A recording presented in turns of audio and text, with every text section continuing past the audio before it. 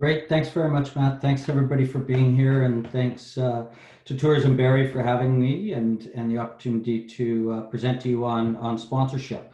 So I'm just going to do two things. One, I'm going to turn off my video too, and then I'm going to bring up the presentation here. And Matt, if it's not showing up or if sound is going or anything like that, just let me know. Will do. And there we should be on it full screen. So as Matt said, my name is Brent Barutes. I am with a company called Partnership Group Sponsorship Specialists. And today we're going to look at just that. We're going to look at trying to understand corporate sponsorship as it exists today in 2020 and beyond, both COVID affected and non-COVID affected. So a view of what, it's a title as a view of what, how, and why Tourism Barrie and the partners, those of you on this call, why you should be looking at corporate sponsorship and what it actually means. So a little bit of background about me. I am I've been in this business, in the sponsorship business, for kind of scary, but 30 plus years. And I started in the business on the sports side, specifically around semi-pro and then pro sports, working for building sponsorship programs, not only in nightclubs, but also on radio stations for the Fredericton Canadians or the Montreal Canadiens farm team back in the 80s. And then went to work for the Calgary Flames and then the Ottawa Senators broadcasts, building, managing, and then selling sponsorship programs. So that's the basis. In 2001, I launched Partnership Group Sponsorship Specialists, and we are a sponsorship consulting firm with clients coast to coast across the country. And we help organizations like municipalities, like sport organizations, the ones on this call, whether it's a cricket organization, whether it's a minor hockey organization, whether it's a team, whether it's a facility, doesn't matter. We help them figure out what they have to sell, what those assets that they can sell, what are they actually worth in the marketplace? And then ultimately, what's the strategy to bring in that money in? How do you monetize all of that stuff? And how much money should you be bringing in? That's basically what we do. The other part of our business is actually with the companies that buy sponsorships, and we help them to effectively measure the return on investment. So if they did a sponsorship with the city of Barrie or with the skating club or something like that, the end result is that we could help them to determine how much they should actually be paying and how would they measure success at the end of it to determine whether it was a good investment or not. So that's a core of our business. Like I said, we work coast to coast. We're doing some work right now in St. Catharines, Niagara, in Ontario, also out on Cape Breton in Atlantic Canada. We're doing some work in Kelowna, Regina, and Calgary, all across the country. This is a copy or just a slide with all of my contact information on it. I will be, or Matt will be sharing this in a PDF version for you. If you so desire, you can access it from there. You don't have to write everything down right now. The best way to reach me is by email. If you have questions after this, something pops up or you don't get to ask your question today or whatever, down the road you want to have a question or you need any other information, best way to reach me is brent@partnershipgroup.ca. I'm also on Twitter if you want to follow me. If you want to follow me on Instagram, it's at Sponsorship Specialist. And the other one that I'm most active on, probably the most active of my social media is LinkedIn, and there's a link there for that. I also wanted just to make you aware because, excuse me, today is Tuesday, and every Tuesday morning I publish a commentary or a blog called the Tuesday Morning Commentary. As you can see, I'm really creative, really creative on that. It goes out Tuesday mornings. This is a weekly blog.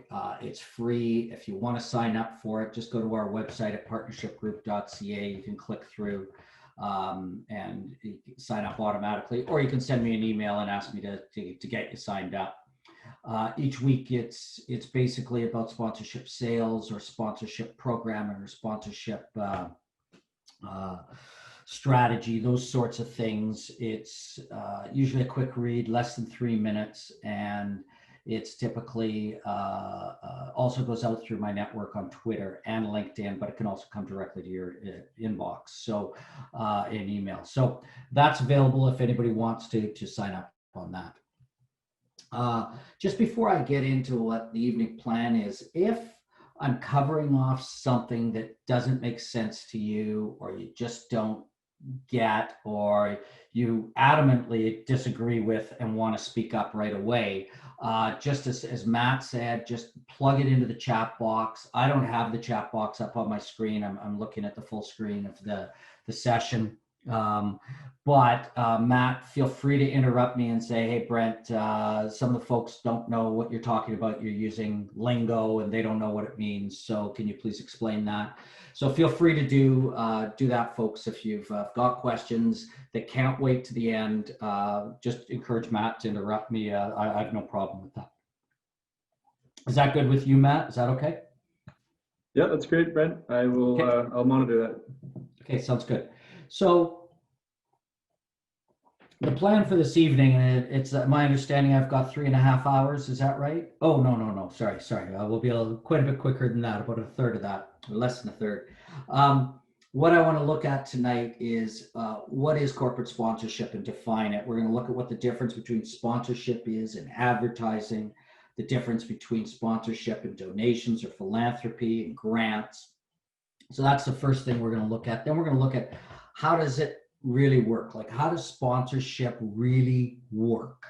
And we've got broken it down into 5 key elements that it takes to achieve success for you, whether you're a large organization or a small organization. And then the third one is we're going to look at why should corporate sponsorship be of importance to your organization?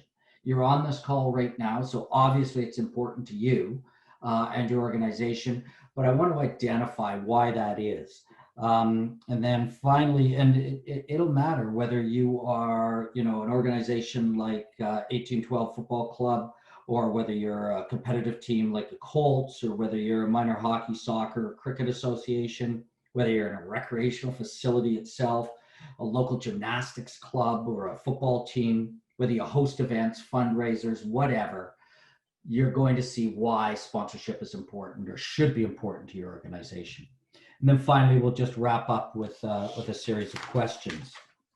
It's my understanding, and I built this accordingly, that there is a cross-section of people on this call, but most of it is volunteers, board members, frontline volunteers for all these different organizations, and in some cases, staff. In our industry of sports, everybody wears many hats. It's all about fulfilling so many different roles, and especially as volunteers. And I've taken that into account as I've built out this deck and this presentation for you tonight. And I'm hoping it'll be eye-opening, and understand now that everything that I'm going to present, you can't do all of it yourself. You can't do all of it tomorrow. It takes time to get there, and it takes a team to get there.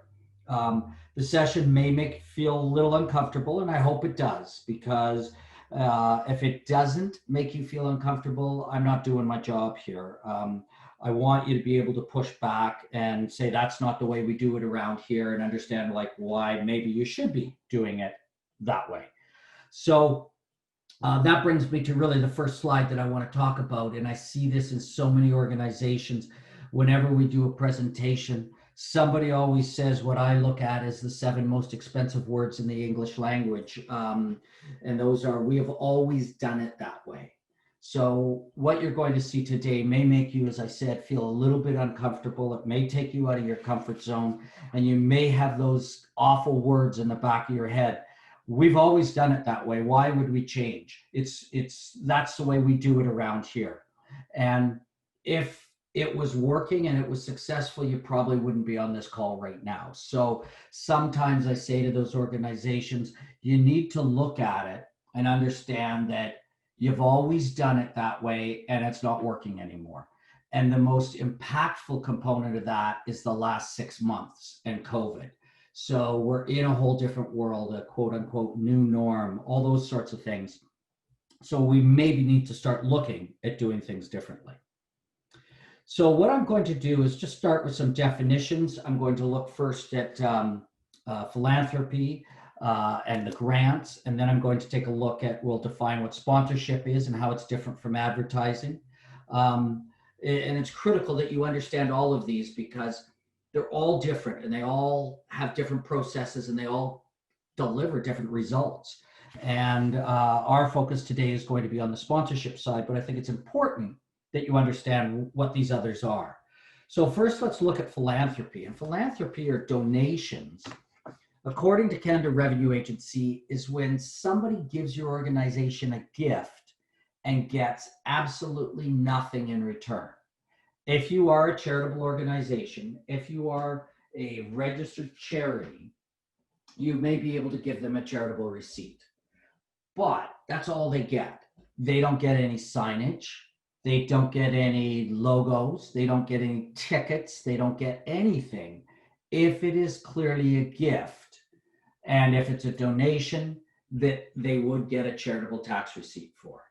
So philanthropy and donations are about when a gift is given, and a gift is when they get nothing in return. And the reason they do it is because of the cause. So if I was a hockey player and I played hockey all my life and I've got lots of money and I want to make a difference, maybe I'm going to give $20,000 a year to the Colts because I believe they're an amazing organization, that they are doing great things in the community, that they're making a difference in the lives of young athletes, and they're setting a great example, and I don't want anything in return. Well, that's philanthropy, and that's fantastic. That's great.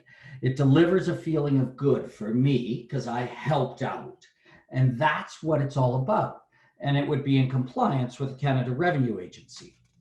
So when you can get that, take it and run, man. Take it and run, because that's the best money that you can get because you don't have to do anything for it. It's a donation. But understand that donations don't usually happen on an ongoing basis. They tend to happen today and maybe next year. But when I die, the Colts aren't getting any more money. Or I know, for example, a organization that used to get a donation from a car dealership to a golf tournament. And when that owner of that car dealership retired and sold the business to his son, that it was a Rotary golf tournament, and that fellow that owned the dealership was a Rotarian. So he made a contribution every year to that golf tournament. And when he sold his business to the son and retired, the son stopped the donation because the son was into Habitat for Humanity. So that's where his money went. And so donations don't always mean that you're going to get them in perpetuity. And that's a tough thing to budget for long term. So that's one of the things around the philanthropy side. Now, grants are a different scenario. They're kind of like philanthropy. There's not a lot of stuff that you have to do from the perspective of exposure and thanking and providing visibility or any of those sorts of things. Grants are specifically applied to when you have said, we're going to build a new a program for Barrie minor hockey. We're going to do the Mariposa Skating Club. We want to design a new program that's going to introduce young kids into the sport. And you may go to an organization that says, yeah, we think that's a great idea. That's an awesome idea. Here's $20,000. But before we give that to you, you need to tell us how you're going to spend that money. And typically a grant application is a very detailed process.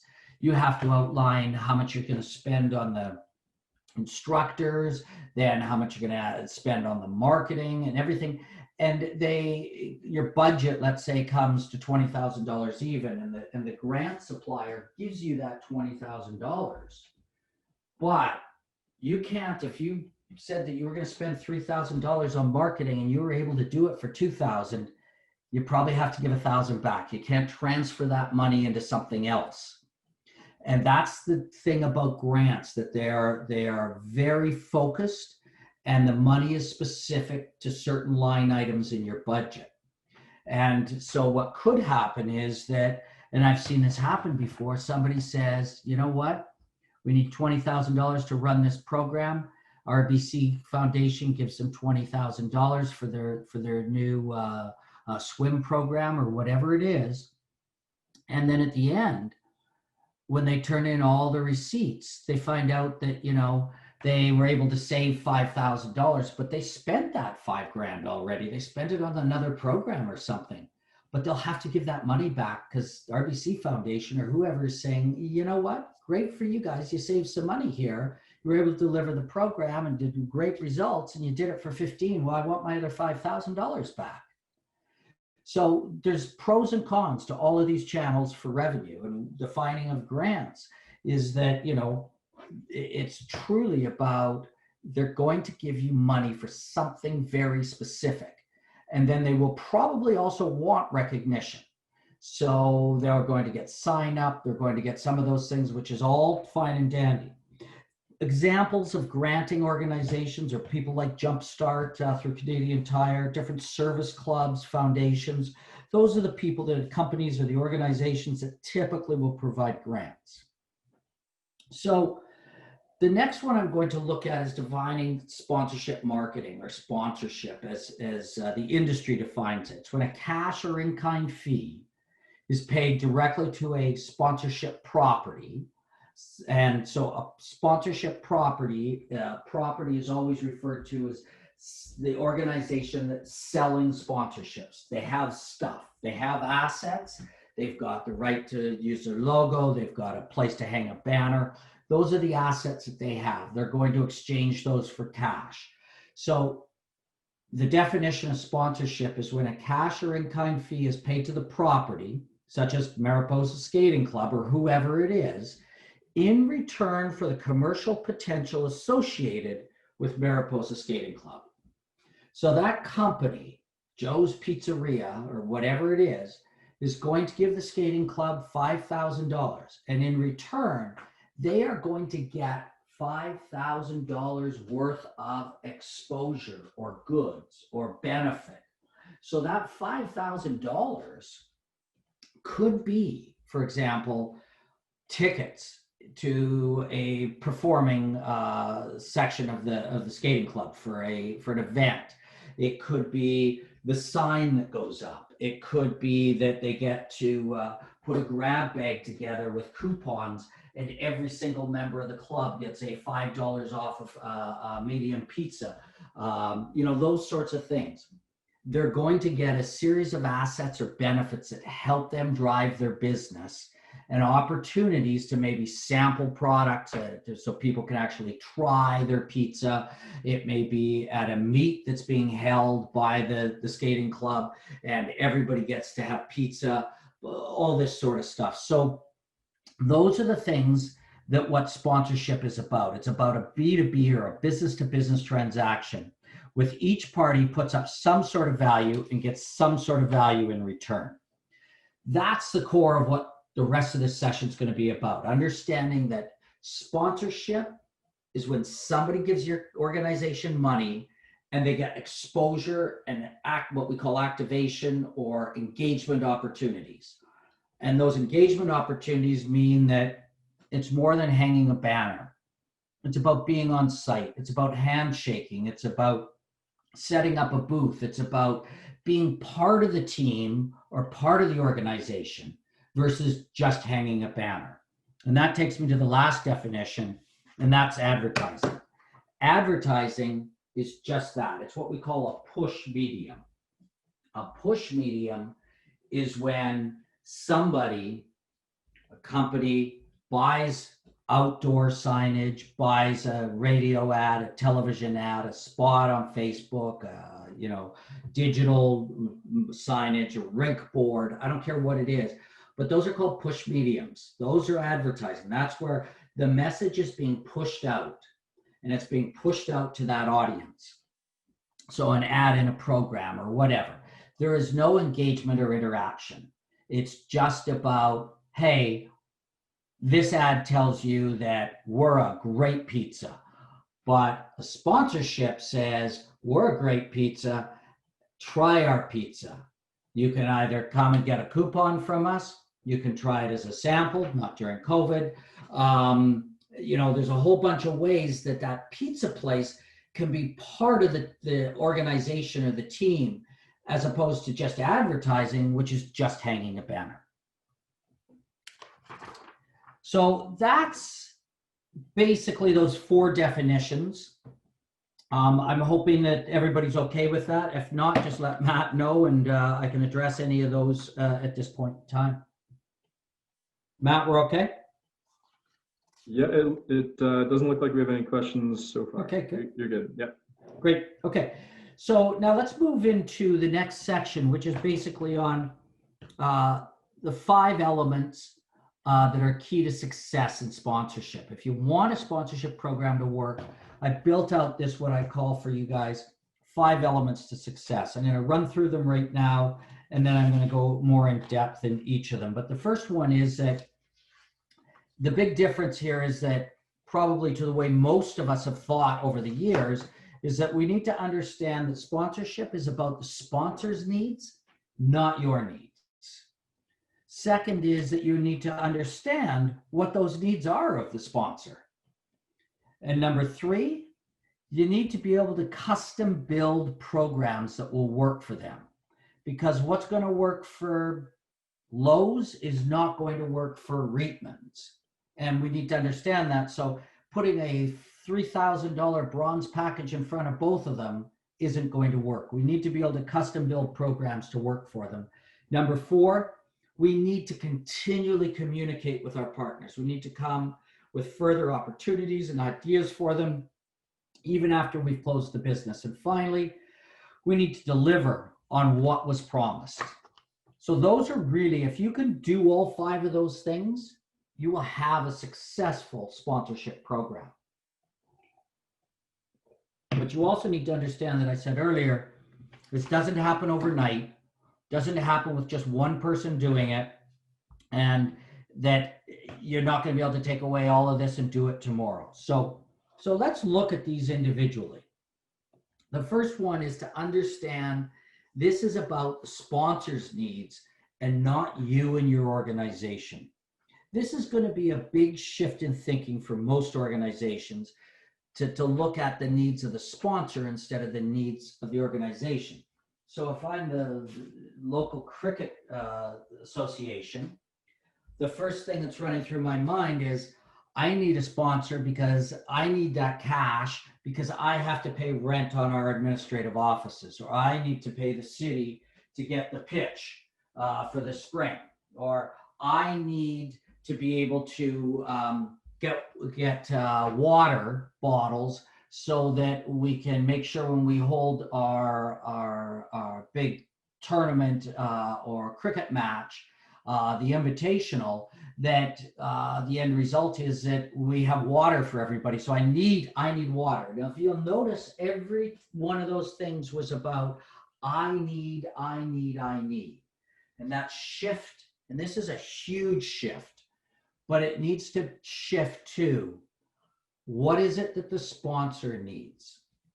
So if you want money and you're talking to Joe's Pizzeria, don't tell Joe how much money you need. Don't tell Joe that you need money. You need to sit with Joe and find out what Joe needs. And he's going to tell you what he needs. He needs to get more pizza orders. He needs more companies, more people to pick up the phone and order from him. That's what he needs. And maybe there's another company, what they need is their employees need to be more engaged. They want their employees to feel good and healthy, so they want to have a team in your league. They want to be able to have their employees feel good about that league or about that team. So Another company it might not be about sales. It might not direct sales. It might not be about the employees. It might be about driving traffic to the website. We want to educate people with nutritional and healthy eating habits. So we might be Loblaws, and we're not trying to promote any specific products, but we want people to go to our website and understand, how do you eat properly if you're an athlete that's doing long distance running versus an athlete that's doing strength training? What are the right products? And our website can help you with that. We also know that if you come to our website often enough, you'll begin to trust us more. And if you trust us more at Loblaws, you'll come and shop in our stores instead of going to wherever. So that's the key, is that you need to shift from all about you to all about them. You need to find out about the business. You need to be able to prospect correctly. Because if you are an all-male sports team and there's no real female interaction, they don't come watch, they're less than 10% of the audience, they can't play, in the league that you've got, like a men's old-timer league or something, well, guess what? Then you're probably not going to be talking to Revlon as a potential sponsor, because you probably can't help Revlon. You probably can't help Tampax. You probably can't help those sorts of product services. So you need to be looking at it and understanding, who is it that you and your organization can actually help? And so, for example, and I'm just going to go back to cricket. Typically, cricket is Southeast Asians and New Canadians. And so end result is, maybe you want to find out who's trying to reach New Canadians, especially Southeast Asian New Canadians. And as a result, that might be banks. And if it's banks, then I can help a bank, as opposed to saying, oh, well, we got lots of people and they need to do banking, therefore we can help banks. No, it doesn't work like that. They can buy media way better to build their brand. But you as a cricket organization, you can deliver New Canadians probably better than anybody else in the marketplace. So who's looking for New Canadians? So that's the shift here. You need to shift to understand that this is about the sponsor's needs and not about your needs. So the second element is that you need to understand what those needs are. And the only way you can do that is if you go and talk to them, whether that is over Zoom or whether it's a face-to-face meeting. But the scenario is this: you need to have conversations. And I was talking with a person today who kept telling me how great they were at sponsorship, and they were going to run a program. This wasn't a sport organization; it was a homeless shelter organization, and it wasn't in Ontario; it was in another province. And he was saying that, Home Depot is doing this great program with youth and homeless youth. I think it's called the Orange Door or something. And so he started to talk about that. He said, I've got a great program I'm going to take to Lowe's, and we're going to do this, and it will work over the Christmas period for them. And I said, do you know if Lowe's is really trying to drive traffic at Christmas? Is that their key time of year? And he said, and Canadian Tire is the other one. Canadian Tire owns Christmas, so this would help. Lowe's get back at Canadian Tire. And I said, are you sure that's what they want to do? Maybe they've just acquiesced and said, you know what? Let Canadian Tire have their Christmas wish book, the old Sears wish book thing. And we're just going to work around that, but we're not going to run any major promotions at Christmas time. We're going to discount on Boxing Day and that sort of stuff. And you know what? Typically right now, the first week of October, the last week of September, Lowe's isn't planning their Christmas programs. Lowe's is planning their summer. So you're 6 to 9 months late, I told the guy, with a Christmas program. And number two, if you sit down and talk to Lowe's, you may find out that this doesn't fit their needs, or you may find out that it does. But don't pitch the ideas. Go in and talk to them. Understand what their business is about. So if I go back to the simple scenario around pizzas, right? I always like to ask this question in a live scenario that, who here thinks that, you know, a pizza place would really, really be excited if you could increase their business by 50% on a Friday night? They'd probably hate you, because if you're a pizza place and you're not already running at 95 to 100% capacity on Friday and Saturday nights, you're in big, big trouble to begin with. So adding another 50% more people ordering pizza will probably provide a less quality product, late delivery, all that type of stuff, and probably not good for the pizza place. But if you could increase their business on Monday, Tuesday, Wednesday by 50%, they will probably love you and want to do a program with you. But you won't know that until that time that you sit down and talk to that pizza place. And then you can actually understand their business needs, and then custom build, which takes us to the next thing, custom build a program that will actually work for them. Build a program that works for them, not a stock package that you're out trying to push or shove on somebody. So that means that we need to move away from these stock packages that you probably have, the bronze, silver, gold packages that say, if you buy the gold, it's $4,000 and you get 10 season tickets and you get 4 banners and you get something else. But if you buy the $2,000 package at silver, you get half of everything that was in the gold package. Well, you know what? I know a lot of businesses that unfortunately don't want any tickets to your team. They want branding exposure, or they want to drive traffic to their store, or they want to drive traffic to their website. And so how can you help them to do that? And if you've got a gala or something, or a big dinner or a fundraising dinner, everybody thinks they always put in, oh, you get a table of 8 or a table of 10. Well, most companies today, they can't force their employees to go to these events on a Saturday night. Their staff is already overworked and tired, and they don't want to force them to go to an event on a Saturday night. So when you give them a table and put their name on it, and everybody that's at the event sees the table and nobody's sitting at it, that's the worst case scenario. So if people don't want it, don't give it to them. But you would only know that if you had a conversation with them beforehand. And then you can custom build that program.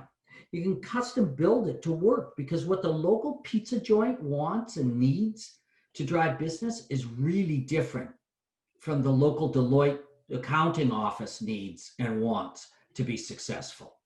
So if they're different businesses targeting different types of consumers at different times for different reasons, they can't both be getting the same package and being successful.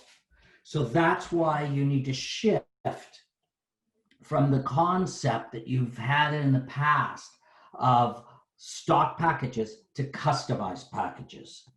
You know, we did some work, it was funny, we did some work quite a few years ago for one of the Canada Games host societies, and they were going to talk to Pepsi.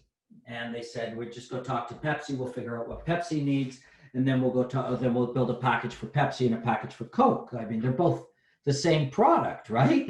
They're really, we don't need to go and talk to both of them. And we said, no, you need to go talk to both of them. And this was in Saskatchewan. And what they discovered was that Coca-Cola owned 80% of market share in southern Saskatchewan. So Coca-Cola said, we don't need any signage for the most part. What we want, because Coca-Cola has just been all pop, not just Coke, all pop has been removed from the school system. We want you to come up with a way to get our Coke brand, not necessarily product, but Coke brand into the school system over the next 3 years leading up to the Canada Games. And we also know that Pepsi has the exclusive rights in 2 of the buildings that the city owns. One's a aquatic center and one's a rink. And that's coming due this year. And what we want is, because the city and Pepsi have the right to just renew it for another 5 years without going out to tender. We want it to go out to tender. We want the city to say we want it to go out to tender. So that's what Coca-Cola wanted. When they sat down and met with Pepsi, they heard from Pepsi, we only own 20% of market share. We need a ton of signage. We need to blow the bottom out of the market, that everywhere during the Canada Games somebody looks, they see Pepsi.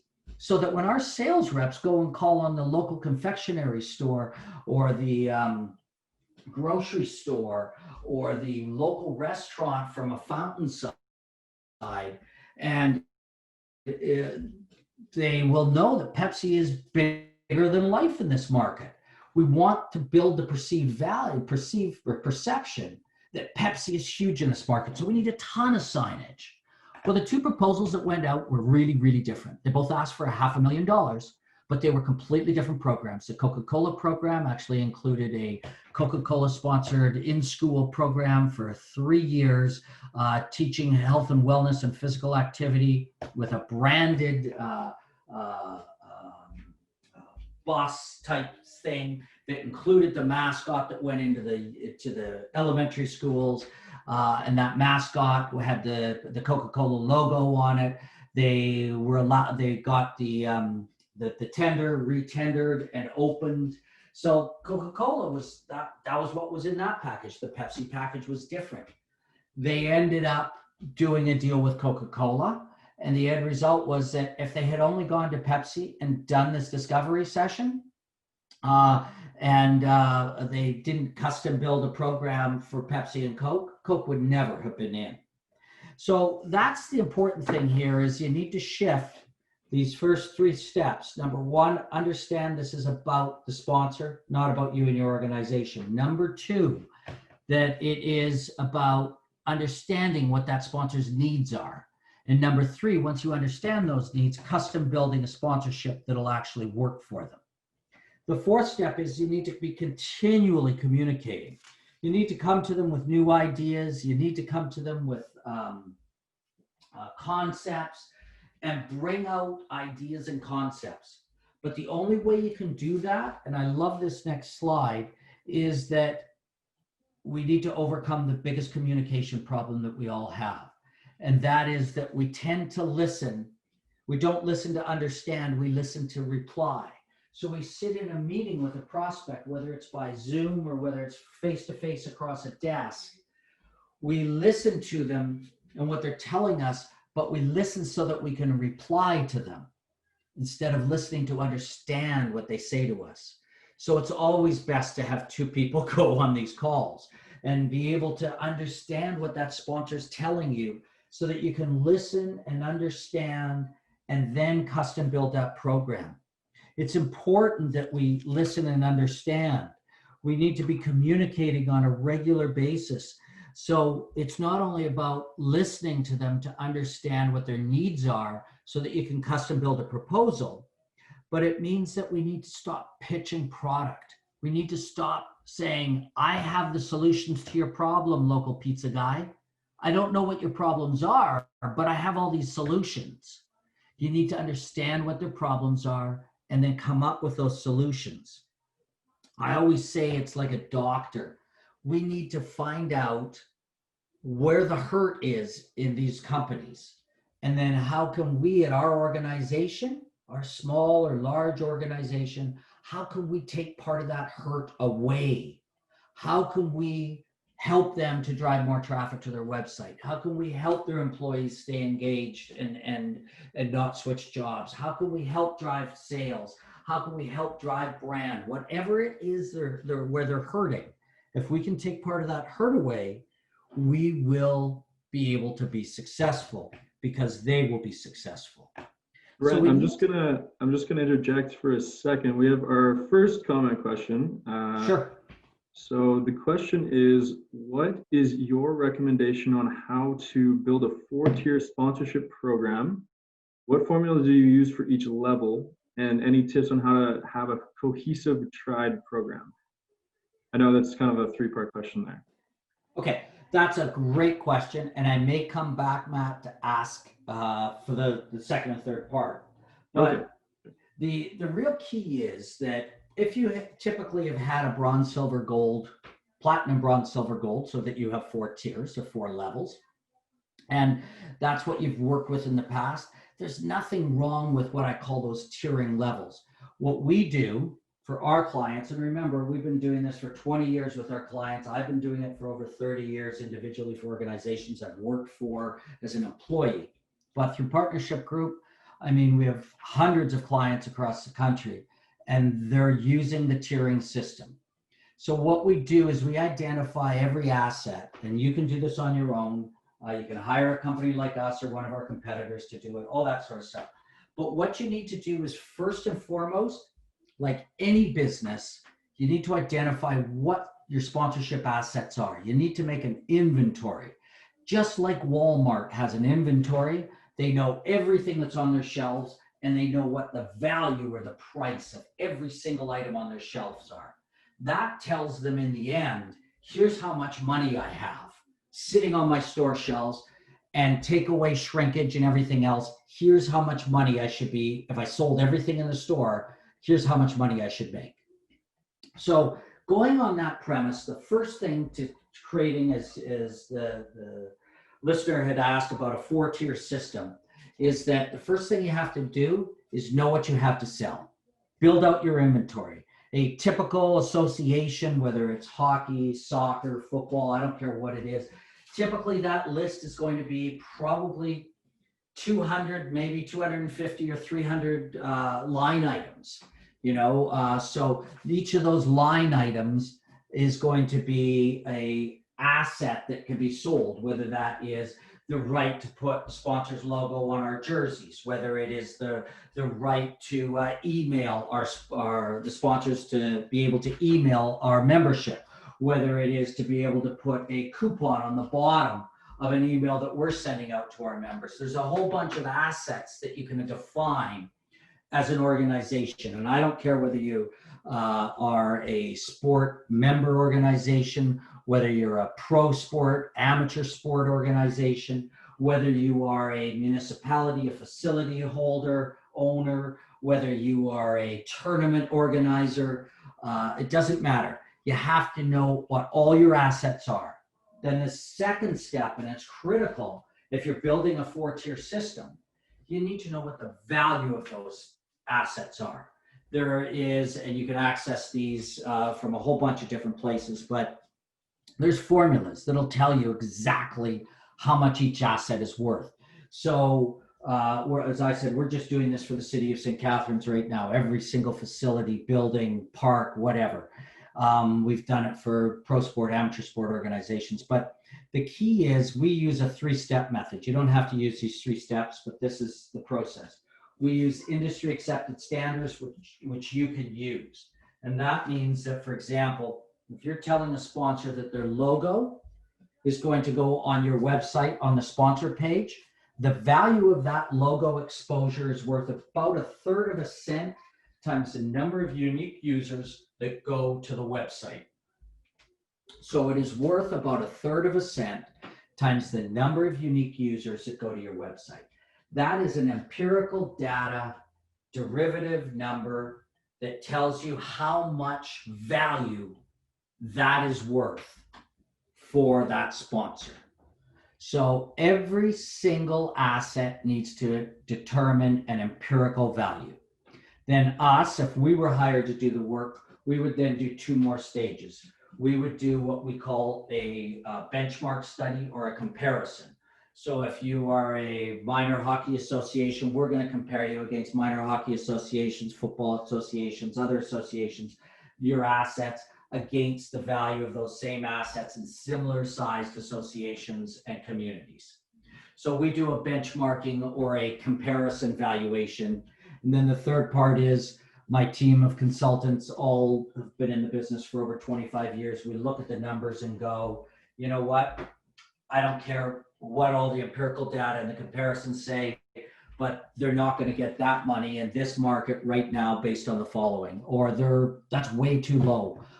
Their goodwill value is much higher. They should be able to get more money for that.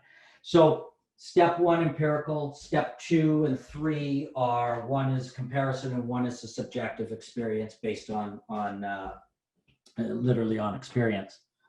Once you know what you have to sell and what the values of those assets are, You can then determine, or then you figure out how many you can have. So the value of a logo on the website is worth $1. So we're going to put on 100 assets or 100 logos on that website on the sponsor page. So guess what? That's worth $100. We're going to put the sponsor's logo patch on where minor hockey and every kid, sort of like the old Timbits hockey or Timbits soccer or McAdams hockey, that type of thing. So when you start to look at that, we're going to put the sponsor's logo. That value is that let's call it $100. So it's worth $100. We're going to put 2 logos on all our jerseys. CFL did that at one point with Scotiabank and Rona. We're going to put 2 sponsors' logos on the jerseys. That means we've got an inventory of 2. That means the total value, if we were to sell both of them, is 200.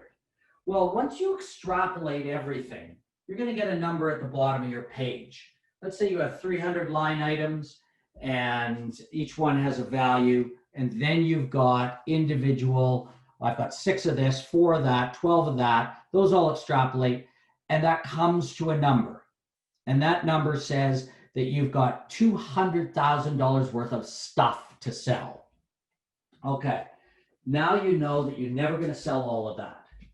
It just isn't feasibly possible. And if you do, you will look like hell and it'll look like NASCAR and nobody will benefit and nobody will come back for a renewal the following year. So we typically say, and this is from data over the last 30 years, that on average, you sell about 1/3 of your inventory. So let's use the number 300,000 instead of 200 because it's better for my math. So in essence, that would say that you should be selling or generating about $100,000 of revenue in a year. Now you want to look at it and go, okay, there's a couple ways of doing this. One, we look at it from a perspective of what's your top tier going to look like? What's your middle tier? What's your bottom tier going to look like? But you might want to look at this and say, okay, based on our experience, we know that we're never going to sell a $50,000 program. Our association just doesn't have the assets and the value to sell a package to somebody worth $50,000. And historically, we've never sold a package for more than $15,000. So maybe we create that first tier at $15,000. That's our top tier. Our second tier is anybody that spends between 10 and 15. Our third tier is anybody that spends between 5 and 10. And our fourth or bottom tier is anybody that spends between 1,500 and 5,000. Because we've decided we're not selling any sponsorships for less than $1,500. Or it could be $0 to $5,000, whatever you want. So there's now you've set up your 4 tiers. Now you go back through those 300 line items and you tier each one of them. So if we go back and we look and we say, okay, logo on a website, we have, you can scroll forever. So we don't care how many there really are. It doesn't really matter. They're worthless in value. So we're going to make that a level 4 or a tier 4 product. Anybody that's buying a sponsorship can have their logo on there. Well, at the other end of the scale, logo patch, it's only worth $100, but we only have 2 of these to sell. And we don't want them to be sold to somebody that's only giving us 5,000. We only want our top people to be able to put their logo on there because that's how we maximize revenue. So we're going to make that a tier 1 product. So that's now a tier 1 product. So the only way you can build a package with a logo on the jersey is if you know that company is going to be spending $15,000 or more a year with you. And think about it. If you sold both those patches, you've just, of your $100,000 that you should be generating on an annual basis, you've just secured 30 of the 100,000 or a third with only 2 sponsors. So that would be my answer to how do you set up a 4-tier program and make it effective. Number 1, you figure out what your assets are. You determine your inventory. You determine the value of your inventory. You set up the tiering levels, which are an internal product, not an external product. I'll come back to that. So you build your inventory, you value your inventory, you set your tiering levels, and then you tier every single item. So that'll tell you which items can go in which packages. In the traditional platinum, gold, silver, bronze 4-tier level, everybody could see what you got for every level. With this, you're custom building proposals. So nobody needs to know that your tier 1 is 15 plus and tier 2 is 10 to 15. You just say to somebody who says, I'd really like the patches. You know what? Those patches are reserved for the people that are spending $15,000 or more. And you've told me your budget is between $8,000 and $12,000. If you would be willing to spend $15,000, we could look at maybe getting one of those patches for you. Now that's how you upsell. So Matt, if you can check with that person, hopefully that answers their question. And I think I've answered all 3 components of it, but if not, just identify it for me. No, I think you checked off all the boxes there. That was a great answer. Yeah. Okay, great. As you see, I don't have short answers. So, no, if very well. Okay, great. So if I look at this, we need to continually communicate. That means we need to be talking to them on an ongoing basis. Even after we've closed the deal, we need to keep coming back with them. I've got a client, they're a national organization. I'm not going to tell you who it is because I'm going to diss them a little. They are a national organization. They are not a sport organization. And they just received from a partner like $10 million in a gift contribution. So it was literally a donation that we talked about earlier. This organization, the company then came back and said, we'd like to do the following at Christmas. You guys are really front and center at Christmas as a charity. You have a lot of presents at Christmas time. So we'd like to align with you and we'd like to run a bunch of media to help promote our relationship to you and encourage people to buy Christmas hampers or whatever it is that you do at Christmas time and get them to donate those to you. And we'd like to do that. And then we'd also like to get our employees to come out and let's say you guys deliver presents to kids, needy children. Well, we'd like to have our employees out to actually help volunteer and wrap those presents and stuff. So my client's initial reaction was, oh my God, this is amazing. This is so fantastic. We need volunteers. They're going to provide us volunteers. And this media that they're going to buy for us is going to be amazing. It'll be able to boost our profile. We're a smaller national organization. We're not as big profile. This will really help us. And I said to them, you've fallen back into the trap of it's all about me. You're excited about what this client, what this partner of yours is going to do for you instead of what you can do for them. What you need to be doing, I told my client, is that what you need to be doing is you need to call them back and say, hey, you can do a bunch of media? We have a bunch of video already produced. Would that help you with your TV commercials? And we have the following 7 people who are employees of our organization that you can do interviews with if you want to do interviews. They're the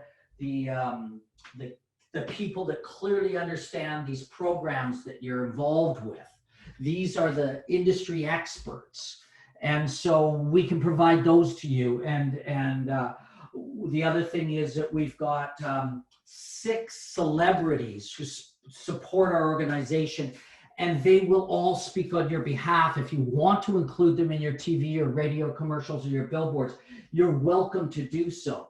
And on the volunteer side, we would suggest that you guys produce shirts for all your employees to wear that say, proud to be volunteering for this organization and our company or our organization's name and your company name on that. So when those employees are there with hundreds of other volunteers, they see these employees work for your company and are here helping. It's great publicity. So what we were telling our client was, sure, be excited about all the great stuff they're doing for you, but you need to come back to them with how you can help them. because now it's truly a partnership, not just a gift. So I would encourage you to constantly be going back to your sponsors and bringing ideas to them, ways that you can help them sell more product, engage their employees, whatever it is. So, and the last of these 5 elements to success is pretty basic. Deliver what you promised. Make sure that if you said that they're going to get 10 tickets for the season to the 1812 FC home games, that they get those tickets, that if they get a banner, that the banner goes up, if they get the right to interview players, or if they get the right to hand out coupons to players, or if they get the right to do whatever, that they get those things delivered to them. That is the key. So I'm going to, because I took a long time answering that other question, and I don't want to run too much overtime here. I apologize, Matt. I'm just going to zip ahead on these next few slides. I've got a video in here, but I won't show it unless people want to stay. So, but what this next one is really a quote from Owen Havari, and it's that the electric light did not come from the continuous improvement of candles. And I love this because it's something that all of us need to understand in our organization. Sometimes we need to step out the box and not keep trying to put something new on our existing program, but start a whole new program. The next thing is that the last section is why should sponsorship be important to your organization? Let's put it this way. If you or your organizations own a venue, a park, a facility, if you have athletes or parents or fans associated to your organization, or if you host events, tournaments, or bring groups together, if you do any of those, sponsorship is for you because it can provide additional revenue above and beyond fees.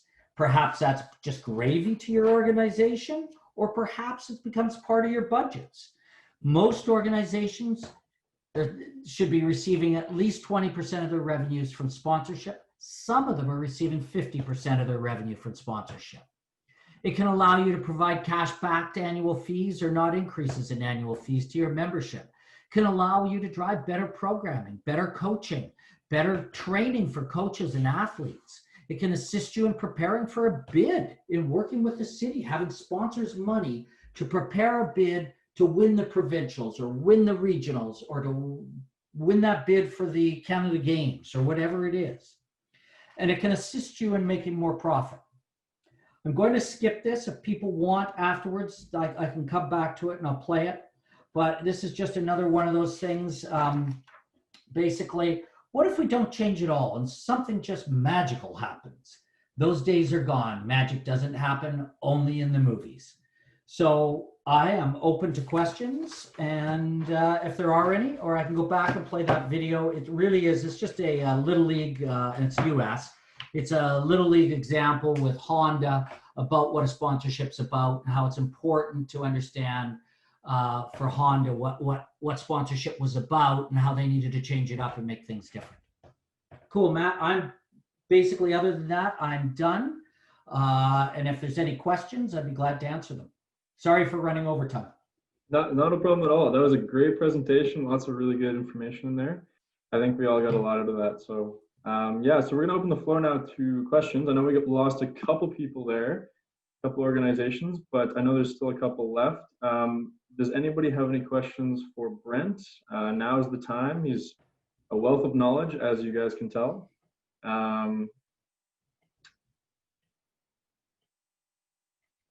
Cool. All right, well, it looks, yeah. I'm going to go back. There's sure. Still, do you want me to go back and play this video or not? Yeah, no, that would be fantastic, yes. And if anybody wants to stay and watch it, and then it looks like, okay, so it's just, so Josh Shank has just mentioned that, are you able to provide any part of this presentation for me to share with my colleagues? And yes, we're going to be sharing this presentation on our website, as well as I'm going to send up a follow-up email to everybody who's registered for the session. So yes, you will be getting that presentation, Josh. Yeah, so they'll actually get a PDF version that you can share, but also you're going to post on your website the recorded version of this too, right? Yes, we will. Okay, cool. Here's a video. I don't hear any sound. I don't know why. Neither do I. So, Oh. yeah. All right, so that ain't gonna work. That's okay. We'll include it in the PDF deck, and the link will be in there, and everyone can take a look at the video. All right, so I believe that is it. So thank you to everyone who participated in the series. Thanks for Brent for that fantastic presentation. That was really great. Good. We hope you guys Hope it got a was lot helpful. say again, sorry? I was just saying, I hope it was helpful, and they all have my address or email, so they can. If you've got questions, don't hesitate. Absolutely. Yeah, Tourism Barrie will keep you guys updated on any future sport tourism developments or sessions we're holding in the future. You guys will see through email. And if anyone would like to reach out to Tourism Barrie or myself or Brent or whatnot for anything else, don't hesitate. I will provide contact info in the follow-up email. So that is it for me, and I think that's it for Brent. So thank you to everyone, and have a great night and a great fall. We'll see you next time. Great. Thanks, everybody. Thank you, Matt. Thank you, Tourism Barrie, and thank you, Brent. Thanks, Josh.